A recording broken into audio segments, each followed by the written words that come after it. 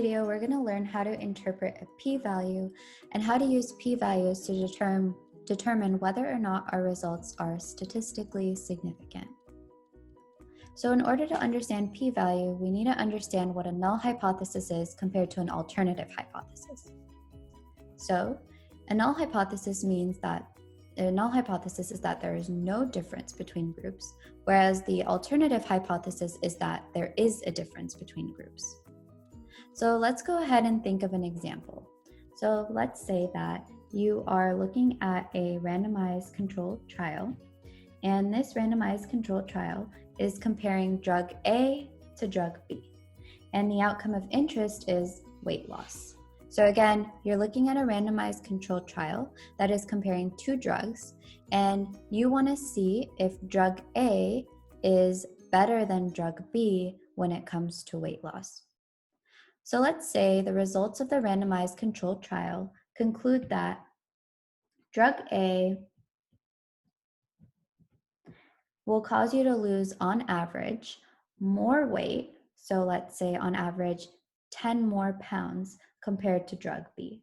So in other words, the point estimate is suggesting that drug A will cause you to lose on average 10 more pounds when compared to drug B, and that drug A is superior to drug B.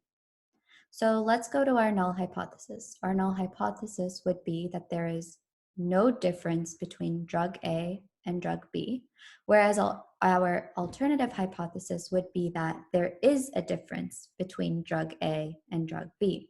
For example, that drug A is better than drug B, or that drug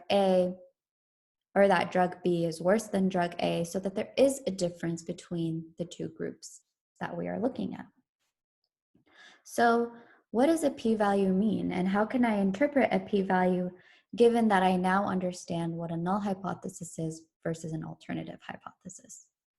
So a p-value of 5% would mean that given that the null hypothesis is true and there is no difference between groups, there is a 5% chance that I would get the results that I got due to chance alone. So what does that really mean? Well, when we think of p-value, we have to make an important assumption, and that is we are assuming that the null hypothesis is true. So that's really, really important to understand when it comes to interpreting p-values. We are making the assumption that the null hypothesis is true and there is no difference between groups. So you just want to think hypothetically, if the null hypothesis is true and there is no difference between groups, then what is the likelihood that I would get the results that I got due to chance alone? So in this case, the results that we got is that drug A is better than drug B, and that drug A causes more weight loss than drug B. So, and we said specifically that, let's say it would cause you to lose 10 more pounds compared to drug B. So given that the null hypothesis is true and there's no difference between drug A and drug B, then there is a 5% chance that I would get the results that I got due to chance alone. So basically, there is such a small chance that I would get the results that I got due to chance alone, if there was no difference between groups. So that causes me to believe that I should reject the null hypothesis, because there's just such a small chance, that p-value of 5%, there is just such a small chance that I would get the results that I got due to chance alone, that I would get the results that drug A will cause on average 10 more pounds of weight loss compared to drug B due to chance alone. So let's compare this to a p-value of 15%. So let's say I got the results that I got, that drug A causes on average 10 pounds of weight loss more than drug B. So in other words, drug A is superior to drug B. And let's say my p-value was 15%. So this would mean that, again, given that the null hypothesis is true and there is no difference between groups, there is a 15% chance that I would get the results that I got due to chance alone. So 15%, now that's a lot greater. That's a lot higher than 5%. That's 3 times higher than 5%. So that makes me believe that maybe the null hypothesis really is true. Maybe there is no difference between groups. And the reason I got the results that I got was just simply due to chance alone. It was just by chance that I saw that drug A is better than drug B. But in reality, there was no difference between the two groups.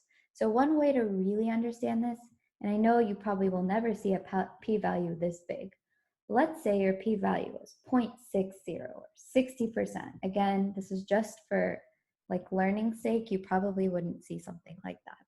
So if your p-value is 60%, that would say that given that the null hypothesis is true and there's no difference between drug A and drug B, there is a 60% chance that I would get the results that I got due to chance alone.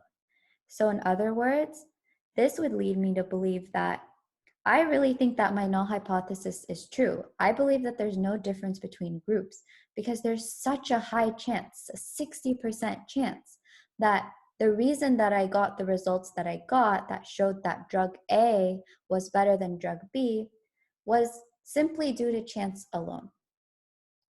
So I hope that made sense. So in these three situations, A, B, and C, we would want to reject the null hypothesis in situation A. And again, usually the cutoff for p-value is 5%. So that's important to know as well. The cutoff is usually 5%. So in this situation A, there's such a small chance that I would get the results that I got if the null hypothesis was true. So since it's such a small chance, that leads me to believe that the null hypothesis is false and that I should reject the null hypothesis.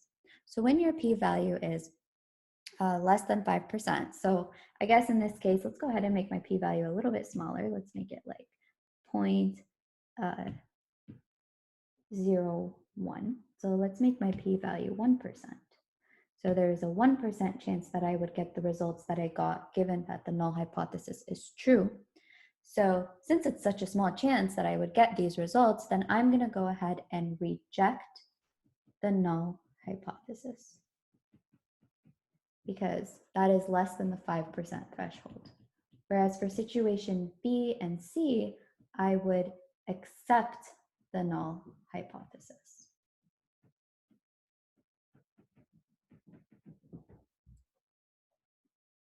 So if I see a p-value of 0.1 or 0.01 or 1%, then I'm going to go ahead and reject my null hypothesis, and I'm going to accept my alternative hypothesis, and I'm going to believe that there really is a difference between groups and that drug A really is better than drug B.